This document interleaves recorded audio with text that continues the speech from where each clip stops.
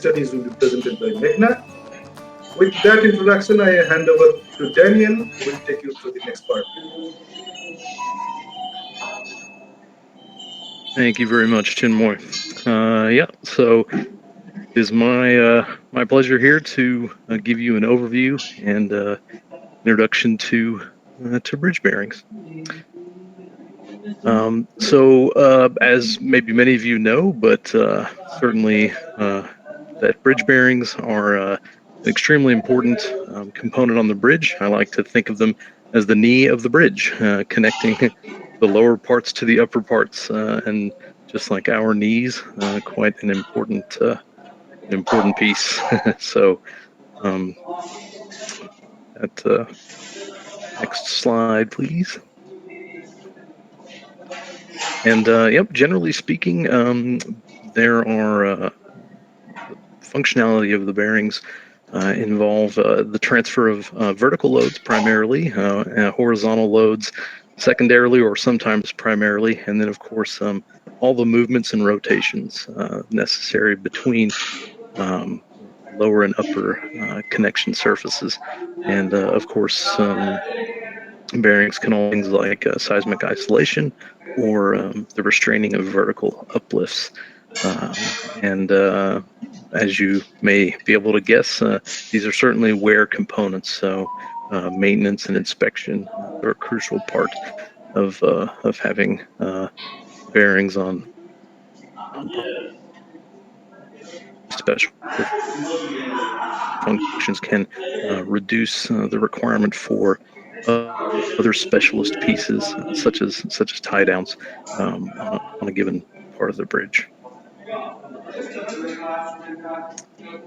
So, and just to give you an idea of the range of possibilities here, bearings can be very small. As you can see here, something like this could be lifted by a single person, something like 30 kilos.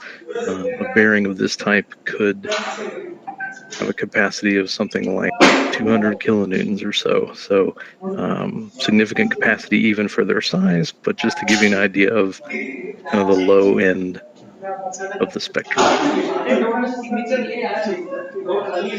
And then on the other side, bearings can be very, very large. Something like this taking 1,000 tons and being a couple of meters in diameter. So bearings can certainly also get very large.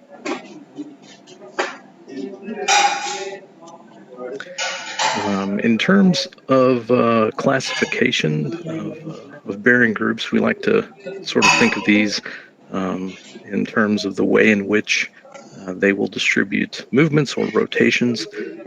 So at the top, we've got movement or rotation that would be conducted via deformation. So you can see a little diagram of shear or complete compression on the upper left side, and then the upper right we have something like differential compression where we can accommodate rotation. And then the next type would be using a sliding surface, something like PTFE, sliding both for planar translation but also rotation with a curved sliding surface. And then more of a direct or point contact concept at the bottom you can see, something that would roll or components that rock against one another. And we'll look at this in a little more detail coming up.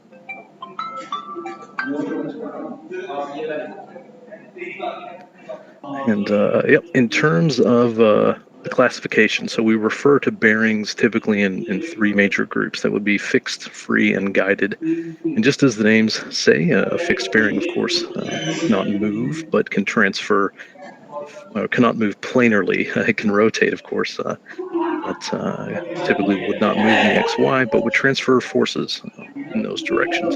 A free bearing is just the opposite. It can move in the XY plane freely, but does not transfer significant forces. There are some interesting little exceptions here that I'll talk about a little bit as well, but typically that's what a free bearing is. And then guided bearings are just a mixture of the two, typically in one of the two directions, X or Y.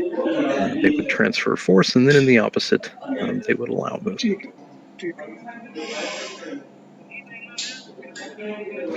So just with that pretty simple overview there, we'll look at some specific types of bearings.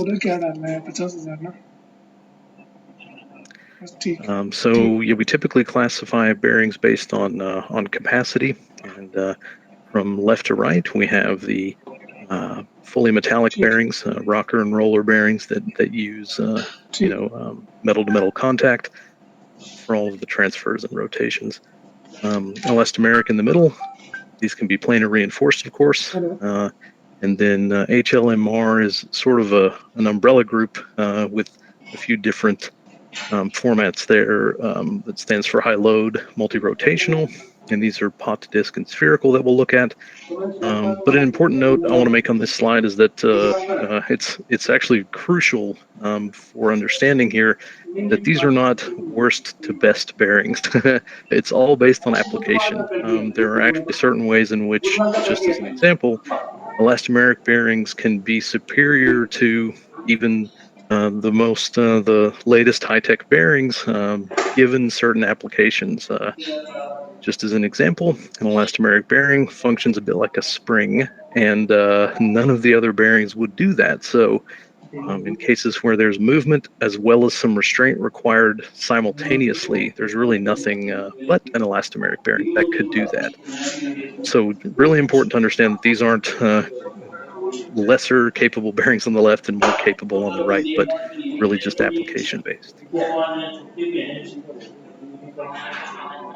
So rocker and roller bearings, typically completely made out of steel. Functionally speaking, it might be easy to see on the upper bearing. It's able to rotate about the curved axis there, but not about the other one. So typically a rocker bearing would be single axis of rotation, and then movement via some sort of sliding. Roller bearings, the orange ones at the bottom, are a cylinder on a plane, and so of course this can translate via pretty straightforward rolling, and these are suitable for high rotation or high movement type of applications, and can do those quite easily. In terms of their limitations, as you can guess, steel on steel is relatively high friction compared to other options. So in certain instances, this may not be favorable, but like I said, it's really application based. There are times where a rocker bearing really does outperform most other bearings. It just really depends on what the situation is.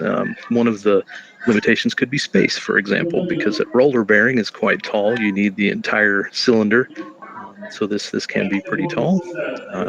And then the concrete would have to be quite strong. You can imagine when you have this point of contact, like in the lower picture, you need quite some distance to distribute that load, or you need a very strong concrete. So, yep, like I said, just application based.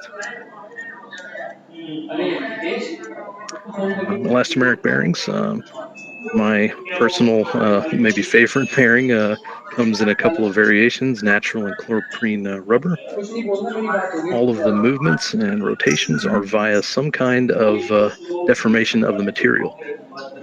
And so, as you can imagine, like a spring, it can flex in all different directions. And typically, we would think of these as suitable for small to medium loads and relatively small movements. A lot of designs are possible, but those are the general groups. In terms of their advantages and challenges, for small loads, these often have a very compact size, a low cost, typically speaking. Maintenance can be extremely low, especially when designed inside of their parameter umbrella. They can really have a extremely low maintenance and very very long design life is common with elastomeric bearings. As you can imagine, the corrosion issues will typically be very low because all of the metal oxidizing elements are completely contained inside of some kind of elastomeric casing. They have damping properties, which, like I said, is not common to any of the other bearing types. They resist the load while simultaneously taking a movement. So this can be a favorable attribute. And then there are instances where uplift is possible in a simpler fashion than some other designs. So again, it's a bit of a special situation, but just to illustrate the idea that really it's never a better or worse question, but rather what's best for the app. Of course, the cost effectivity is really based on whether or not these things become extremely large. Then you may want to move to other bearings, for example. Vulcanization, the process by which the bearing is constructed, can be difficult as the size increases. And then, if you need to add a sliding system to an elastomeric bearing, you're normally better to go with a different bearing. And then, if it needs to be fixed, this can also create some complexity. But generally speaking, elastomeric bearings are good for most applications. And then we look at a whole category together, the high-load multi-rotational. There are three general groups thereof: pot bearings, disc bearings, and spherical bearings. And you might be able to tell that the lower and upper parts of all these bearings are pretty similar. Typically a upper plate, a lower plate, and then some transfer. And the cores are the real difference, the centerpieces.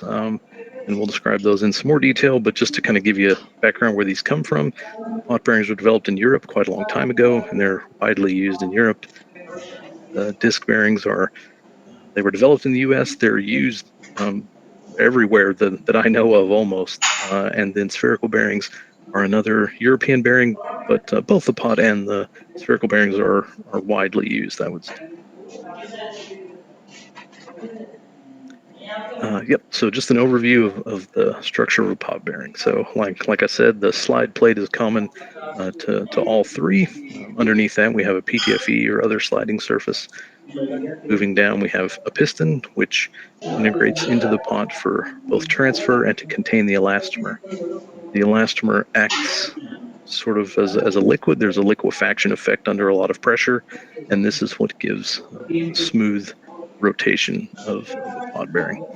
And they're suitable for medium to high loads and moderate to high rotation, something around 40 millirad or so. And then movement is, of course, there could be a lot of movement because it just depends on the size of the sliding plate versus the piston, and those can be as big as you like. Just an example of the assembly of a pot bearing there. That's the piston being inserted into the pod with some transportation rods. You can see three of them there on the outside that hold it together to move around. This is an example of a pot bearing. It's not super easy to see, but that outside rectangular piece is the guide, and then there's a little silver to the right side of the guide, and that is a sliding material. And so the sliding will happen between the inner piston portion.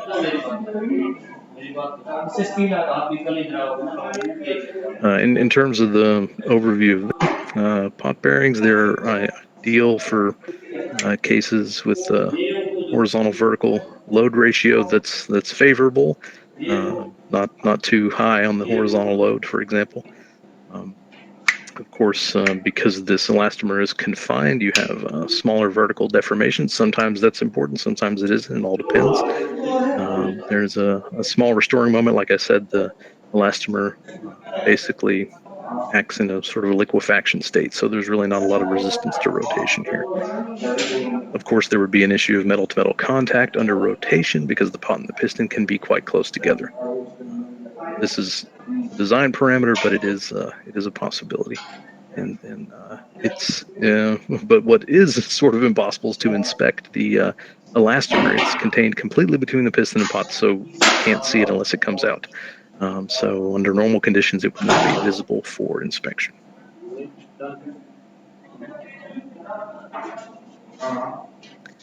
And disc bearings, like I said, similar, very top and very bottom to a pot bearing, but in the middle is the difference. Actually similar with the sliding disc here, PTFE. The way that the vertical loads are transferred are through this this PU disc component. And it's harder than the elastomer used in the pot by a significant amount because it's uncontained, so it has to transfer all the force itself. And so these are suitable for similar loads to pot bearings and similar rotations, though rotations are arguably a little bit less than would be a pot bearing because the disc has to absorb all of it. This, again, based on the design applications, can be specified.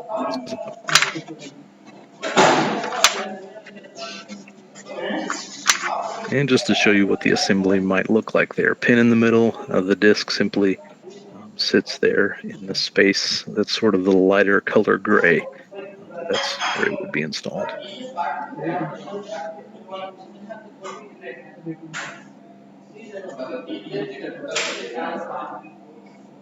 And this is a sliding version of a disc bearing. So, and this actually is a good demonstration of another kind of sliding material possibility, ultra high molecular weight polyethylene at the top, and a sliding strip out of the same material. We'll go into a little detail about what that is exactly, but just that there are material options, and this is a sliding version of a disc bearing.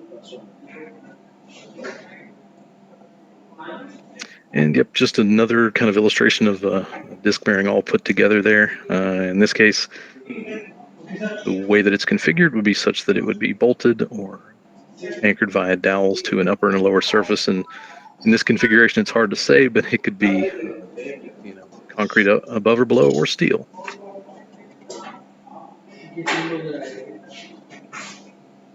And just an example of some more options for angled upper-lower relationships. Here we have a beveled plate, so this allows there to be a non-planar relationship between the upper and the lower connection.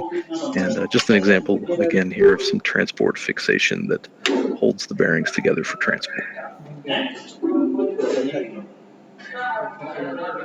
And yep, and the overview here. Disc bearings are quite simple and therefore cost-effective in terms of construction. They're easier to inspect because the disc is visible, so you can see the crucial part during inspection. They're resilient to the environment because, again, this disc is a polymer that is designed specifically for that. And then typically they have quite a low height. In terms of some limitations, like I said, rotations can be a challenge. All depends on the application. And then the disc itself actually resists rotation, for example. So this could be a situation where it's important in the design stage to ensure that this resistance to rotation, let's say, is accounted for. And then, yep, in certain high horizontal, low vertical load applications, it can be less economical than other options.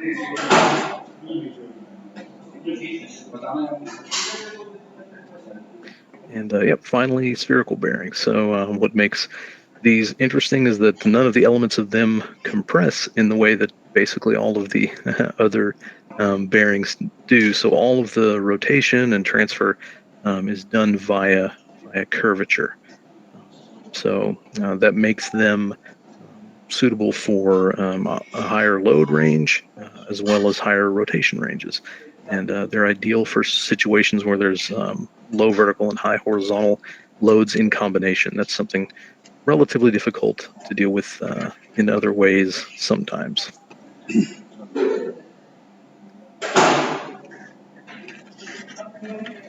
And just to kind of illustrate the important design tenet that allows this transfer of these high horizontal loads, you can see in the upper picture that the load is being transferred into the upper culotte, let's call it, the top curved of the two curved pieces.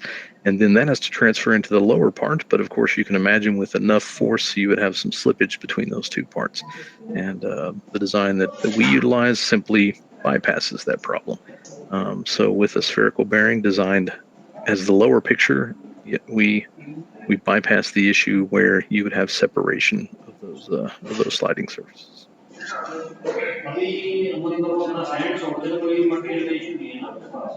And just a picture of that basic concept. guides that transfer directly to the lower part and bypass the rotation element.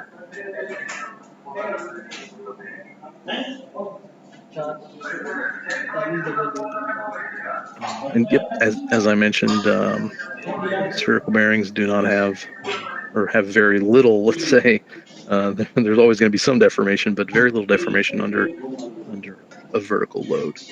And so this differentiates it from some other bearings. But like I said, it's important that this is not seen as superior, but rather based on the application, maybe you do want some of this deformation, or maybe the deformation is coordinated based on the scenario. So it's just sphericals allow another option, basically.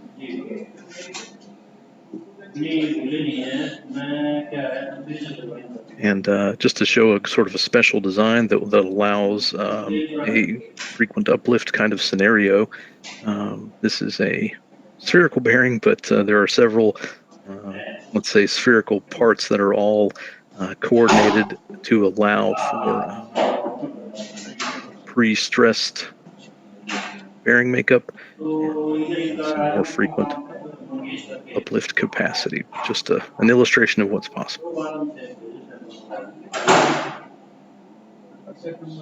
And then another kind of specialized design, Magana will get into much more interesting things here in just a minute, but just to kind of demonstrate that within not only the spherical and cylindrical type bearings, but in all types, there can be custom designs or special designs. But this is a cylindrical example. So spherical has basically two radii of curvature, and a cylindrical is a single radius. It's not unlike the rocker bearing, but both surfaces are in contact. And this particular application is to be able to also transfer moments about the vertical axis. That's very unusual for most bearing applications, but this just is a demonstration of how some of the cylindrical design concepts can transfer this moment.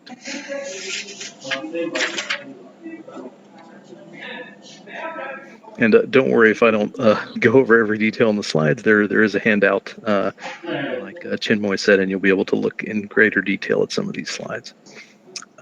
So, yep, just we saw this example before, but just to sort of illustrate these high-grade sliding material, ultra-high molecular weight polyethylene can really transfer a lot of load, 3 Eiffel Towers worth, let's say, or something like 2,500 tons. And we'll look a little bit more at the specifics of the sliding material in just a minute.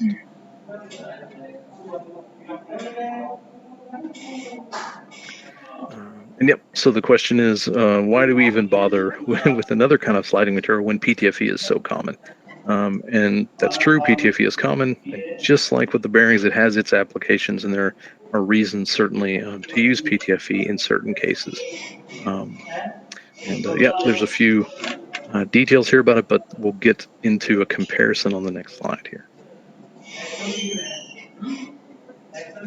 So with the sliding materials, we might actually be looking at something that is sort of a superior situation, but again, everything has its applications. But just to show you the difference between the UHMWPE material and the PTFE, friction coefficients at given temperatures were 0.5% lower at 20 degrees centigrade and entire percent at -34. So this sounds relatively small. 0.5% is typically not considered a lot, but it's quite significant when the total is 2%. I mean, it's it's 25 or 30 depending on which way you're moving the calculation, but it's a significant amount. The design pressure is even more dramatically different. Let's say it's almost 3 times. We typically design with, say, double, but you can imagine that does open up some more avenues for design. And finally, the resistance to wear, which on the face sometimes does not seem as important, but it can be very crucial in terms of the life of the bearing. And this is, again, around double. So we really do like to implement this UHWMPE when we can. And yep, just a summary of the spherical bearings. So they're ideal for very large rotations. There would be instances where a given rotation would be hard to do without a spherical design. So this is a particular application that's good for that. They do provide quite a compact load, or a compact format, but this is important, again, to understand that you still have to distribute this into concrete. So it's very application based. And with frequent uplift, these are the go-to design for us. And then, of course, like I said, these large horizontal relations. Some limitations are that they can be taller than comparable designs, so implication there. Like I said, the adjacent concrete must be strong enough. There are instances where if the bearing's relatively small, the rotation is large, it's really going to have sort of a prohibitive ratio of sizes. So these are definitely state-of-the-art bearings, but it's important to know that they are very all the bearings are application based, so one is not necessarily better than the other in any given case.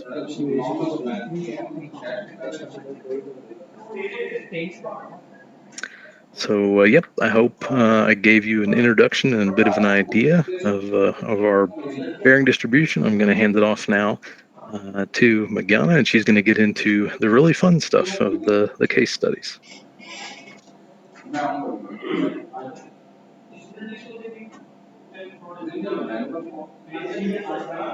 Good afternoon, everybody. I will now take you through bearings. Of course, we cannot cover all of them in this brief session, but let's try to understand some prime examples through a few case studies. With that, let us begin with study, which is the deflection control at hinge point and balanced cantilever construction. Firstly, we know that balanced cantilever type of construction became very popular for long span bridges due to ease and economy of construction. As and how spans got longer, engineers started leaning towards bridges with continuous spans. But with continuous spans came the problem of structural indeterminacy. Back in the day, when computing power of computers was much lesser, one encountered a lot of problem while analyzing the structure itself, right? So engineers introduced a hinge point at the midspan locally determinate, while simultaneously enjoying the perks of the balanced cantilever construction, which was pretty intelligent. But there was one major pitfall challenged all the above mentioned advantages, was to realize the idealized hinge point. So if you could see at the picture at the top right, located at midspan, and the behavior of the structure can be seen as to how the live load moves along the span. The influence line of the bending moment at A is symmetrical about the hinge. But this is not so true for, or in the case of the not so ideal hinge, as it can be seen in the next picture, right? We can clearly see that in case of a not so ideal hinge, when the load is moving from one side of the hinge point to another side of the hinge point, the segment or the deck ends are not going to be moving in unison, which will cause a lot of fatigue stress and eventually maybe even loss of pre-stress on the cantilevers. In the very initial attempt to address this problem, a metallic plunger type bearing was used. But fatigue-induced stress due to repeated hammering effect, caused the steel components to wear out in a very short time. This can be seen in the topmost photograph, and also the extent of the damage can be seen in the bottom right photograph, where the bolts are completely sheared off. These are not pictures which have been taken off the net. These are pictures, actual pictures from the Kalpi Bridge over River Yamuna in Uttar Pradesh. So how do we address this problem? To address these issues, in about 2012, a certain type of bearing was supplied, which was called the central hinge bearing. A central hinge bearing essentially consists of a male part and a female part.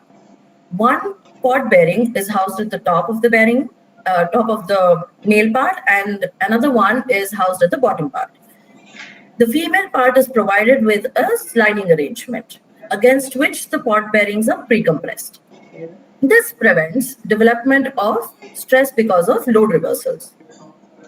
Although this addressed the issue of damages to bearing components due to fatigue-induced stress, there was no way of understanding how much preload was being applied or how to ensure that the bearings remained in pre-compression throughout their intended lifespan. This two-part problem was addressed simultaneously when the central hinge bearings were equipped with Mageba's latest technology, a lift control mechanism. A lift control mechanism was introduced to ensure that preload as required could be applied. Now we already know that the central hinge bearings house pod bearings at the top and bottom. And my colleague Daniel already mentioned that the elastomeric behaves like a semi-fluid under compression.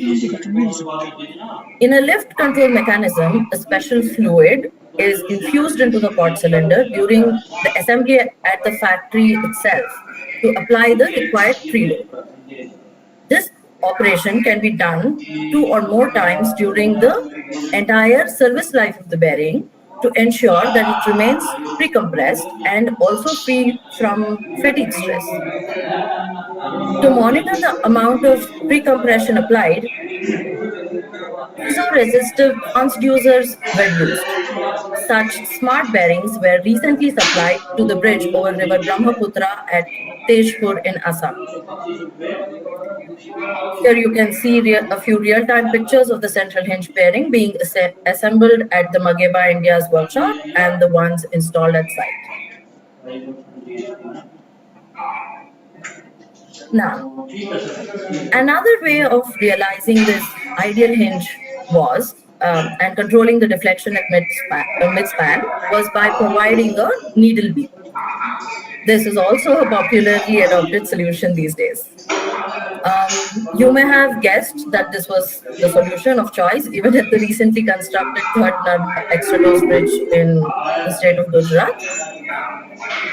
Here, a needle beam is inserted into the steel casing, which stretch from one side of the hinge point to the other.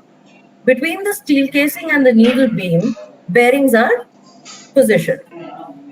The location of the bearings are highlighted in blue, which you can, I'm sure, see on your screens right now. As you can see, these bearings are provided at 4 locations and are required to cater to frequent uplift in service condition. Generally, in these conditions, the height of the bearings are restricted to about 200 mm due to space restrictions or space constraints.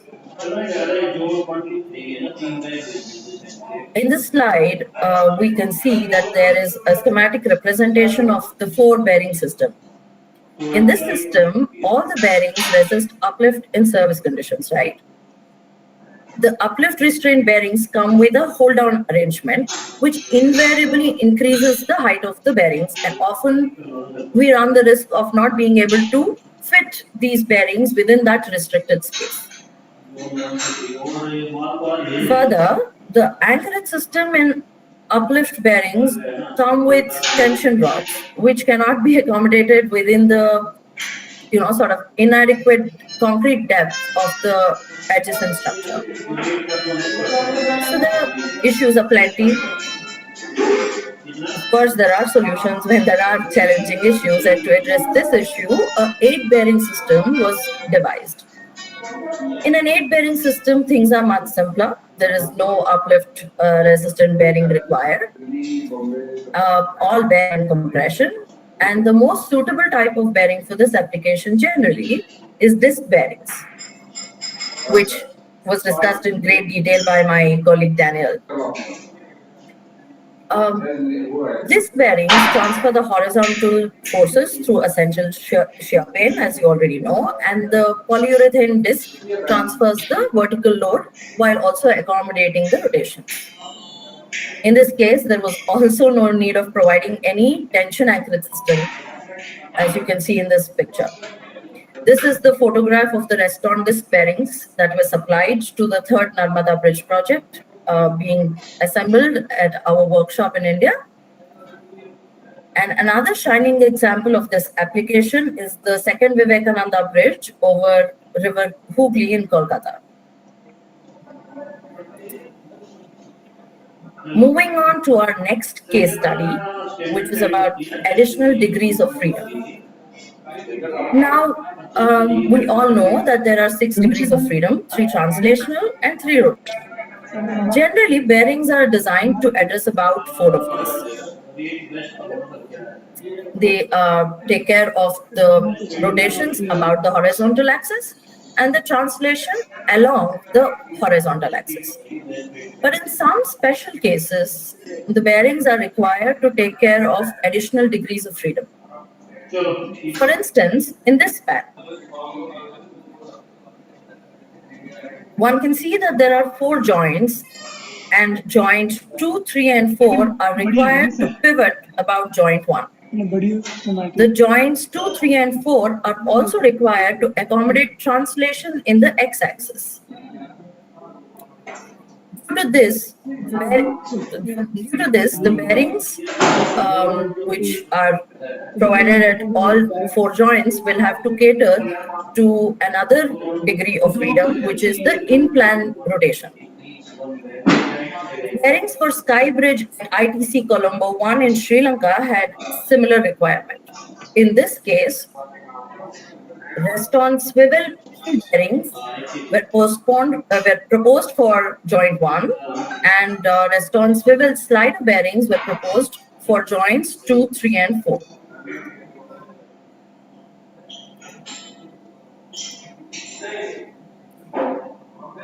As you can see on the right side of the screen, the multi-level bearings cater to the additional degree of freedom by allowing in-plan rotation. And this is a photograph of the rest-on swivel slider bearing at the Mageba, India workshop. Of course, this was an example from the building sector. In the infrastructure space as well, such a challenge was recently encountered while designing bearings for the bridge number 8 over River Alaknanda at Lachmoli in Uttarakhand. Here, free pin guide bearing system was adopted. As most of you are aware, the metallic guide and pin bearings are placed under the diaphragm walls and not below the longitudinal girders. The pin and guide bearings here were required to rotate or accommodate rotations in the or about the vertical axis. To address this rather uncommon requirement, the metallic guide bearings provided had a special rotational element. As you may well know, metallic guide bearings do not transfer any vertical loads, and you can see a gap has also been provided in this bearing to ensure that there is no transfer of vertical loads. A central part is housed within the square metallic plate, and this entire arrangement enables the in-plan rotation.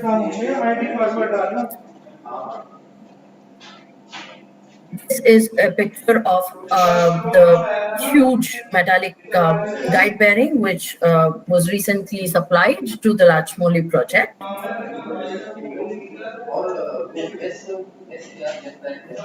Now let us move on to our last and final case study, which is the bearing choice for open web girder. This is a problem that occurs more often than not. So in this slide, we can see that pod bearing is provided at L0 location in bridge number 20 of the Jammu-Udhampur railway line. If you took a closer look, we can see that there is bending in the top plate of the pod bearing. This is due to lack of adequate stiffening at the bearing location itself. So let us try to understand this problem a little more. In a standard open web girder, the bottom chord consists of two parallel webs, which are at a certain distance apart and are connected by a thin gusset plate. And in the absence of additional stiffening at the bearing location, the parallel webs tend to impart two line loads over the top plate of the bearing. So if a conventional roller rocker bearing was used, then the loading pattern would not have been a problem. But in case a pod bearing or spherical bearing is used in the absence of adequate stiffening, this will result in localized bending, as you can see in the small picture which is inset at the top of the slide. So we developed a solution for this. It was the latest development in this regard, and it is popularly known as cylindrical bearings. They are the ideal solution for this problem. Cylindrical bearings have a form factor which is similar to that of the roller rocker bearings. And when this is combined with the advantages of the high performance sliding element, which Daniel spoke about earlier, we can address the issue very effectively. The load transfer pattern from the bottom chord of the web at the bottom chord through the bearing components is completely supported, unlike what happens in case of the pod or even a spherical bearing. Slide, we can see the internal components of the cylindrical bearing. Displacement is taken care of by the sliding interface. The high performance sliding element is provided on top of the rocker plate. And there is a stainless steel sheet which is provided at the underside of the top plate. And in the bottom picture, one can see that a fully assembled cylindrical bearing has been assembled at one of the Mageba workshops. The Jammu-Udhampur rail line close to Jajjar Khad was all set to open in 2013. This is a small story that I would like to bring to all of your notice. But upon inspection, it was found that there was a problem in the bearings due to which the commissioning of the rail line itself was inevitably postponed. So after the bearing system was replaced with the cylindrical bearings, the section received the required safety clearance and was also commissioned for quick use. I think this is one of a very important line for pilgrims who visit the Vaishno Devi temple as well. A similar solution was also provided to the Bhairav Bridge or the second Bhairav Bridge in Bangladesh. Now, cylindrical bearings, like I said, it has many similar advantages to spherical bearings, and they can also be customized to provide uplift resistance too. Cylindrical bearings with uplift resistance were recently supplied to the bridge number 8 at Lachmoli over river Alaknanda in Uttarakhand state. We also discussed about this bridge a few slides ago. So these are some of the latest developments. I hope to have briefly introduced or brought them to all of you in a very concise, precise manner. With this, thank you for all your attention, and I request Mr. Chinmoy Ghosh to step in and take the webinar forward. Thank you all. Thank you, Meghna. It was a nice discussion, concise discussion. So if you go to the next slide, I'll try to summarize the discussion that took place so far. Can you go to the next slide? Yes, next, yeah. So we discussed about many types of bearings. Other than the roller rocker bearings, we discussed elastomeric bearings, which are good for many load demands and have the benefit of extended service life. If a good quality elastomeric bearing is used, it can give you the longest life possible for any of the bearings because of its, the conspicuous absence of any corroding element in the bearing.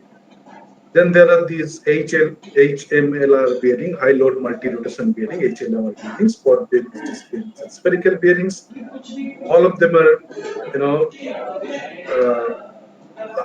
I mean, the fundamental takeaway of this presentation was that there are many bearing options available to engineers.